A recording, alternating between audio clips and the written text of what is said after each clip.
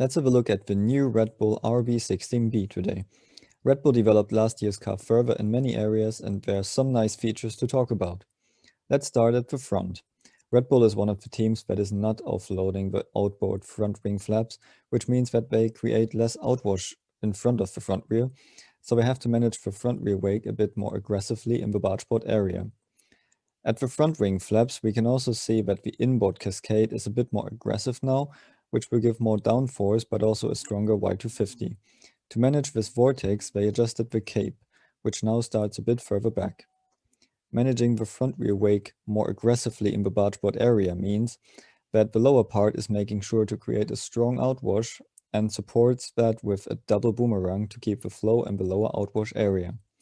The strong outwash then creates a strong suction on its backside, which pulls high energy air from above into the undercut area.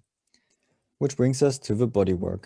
If we flick between the 2020 and the 2021 bodywork, we can see that the side pod inlet and the floor line stayed the same, but Red Bull was working hard to get more energy to the upper diffuser area to recover the lost downforce from the new floor regulations.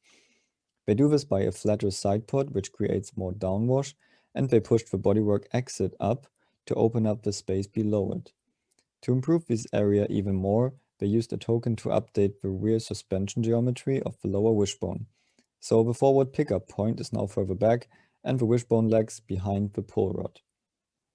A small and simple feature that we used to see quite often in the past and will now see more often again are these fences. The airflow is hitting them in an angle and they create an anti-clockwise rotating vortex, which is then guided into the gap between the rear wheel and the floor and helps to seal the diffuser, another result of the new floor rules.